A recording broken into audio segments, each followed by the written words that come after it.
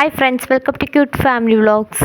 இன்றைக்கி நம்ம சேனலில் பேக்கரி ஸ்டைல்லே கிடைக்கிற ஒரு ஸ்வீட் ரெசிபி, அதாவது பூந்தி லட்டு ரெசிபி தாங்க பார்க்க போகிறீங்க.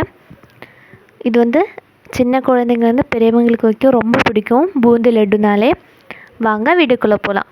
அதுக்கு முன்னாடி நம்ம சேனலில் ஃபர்ஸ்ட் டைம் பார்க்குறீங்கன்னா சப்ஸ்கிரைப் பண்ணிக்கோங்க, பக்கத்தில் இருக்க பெல் ஐக்கனே கிளிக் பண்ணிக்கோங்க. அப்போ தான் நான் போடுற வீடியோஸ் உங்களுக்கு நோட்டிஃபிகேஷனாக சேரும். வாங்க வீடியோக்குள்ளே போகலாம். அதுக்கு ஃபஸ்ட்டு ஒரு பவுலில் 2 கப்பு கடலை மாவு சேர்த்துக்கோங்க.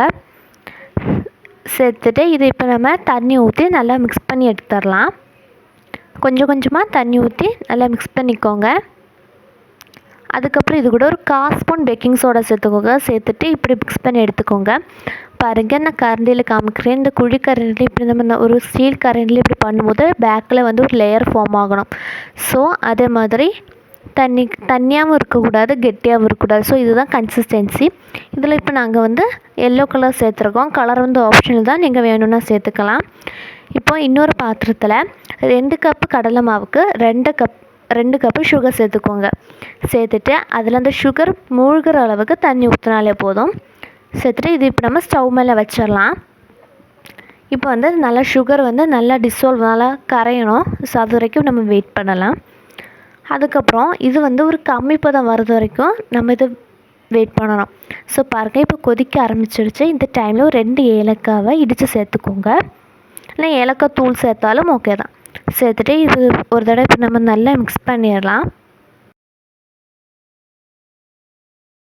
பாருங்கள், இந்த கரண்டியில் எடுத்துகிட்டு இப்படி கையில் வச்சு தொட்டு பார்க்கும்போது லைட்டாக பிசு பிசுனாவது ஒட்டணும். இதாங்க கம்மி பதம் வந்துருச்சு. இப்போ நம்ம இதை இறக்கிடலாம்.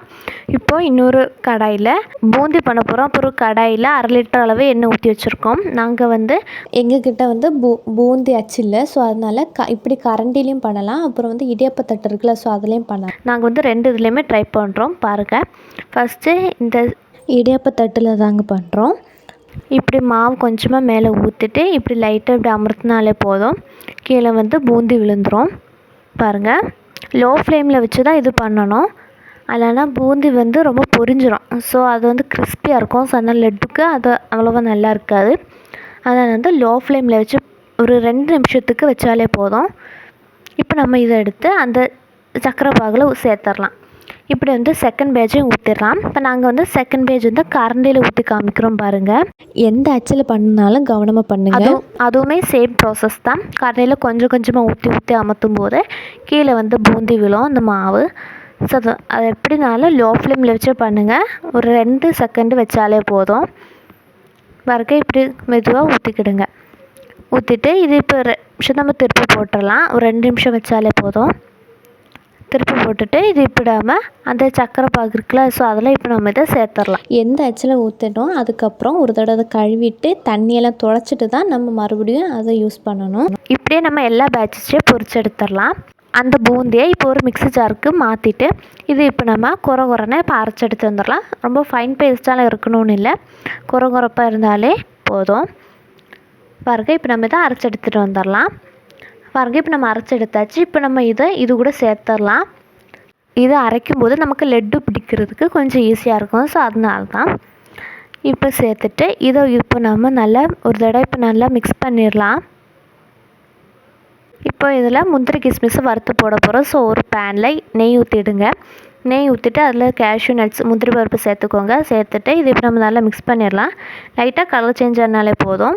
அதுக்கப்புறம் அதே நெய்லேயே கிஸ்மிஸ் பழமும் சேர்த்துக்கோங்க. அது பலூன் மாதிரி ஆனதும் அதையும் நம்ம மாற்றிடலாம் ஒரு பிளேட்டுக்கு. இப்போ நம்ம இது கூட சேர்த்துடலாம்.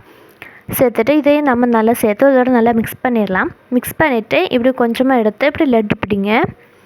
பாருங்கள், நான் காமிக்கிறேன் பாருங்கள். அதே மாதிரி கொஞ்சம் கொஞ்சமாக எடுத்து பிடிச்சிக்கோங்க. இப்படி பிடிக்கும்போது கொஞ்சம் ஈரமாக இருக்கிற மாதிரி தான் இருக்கும்.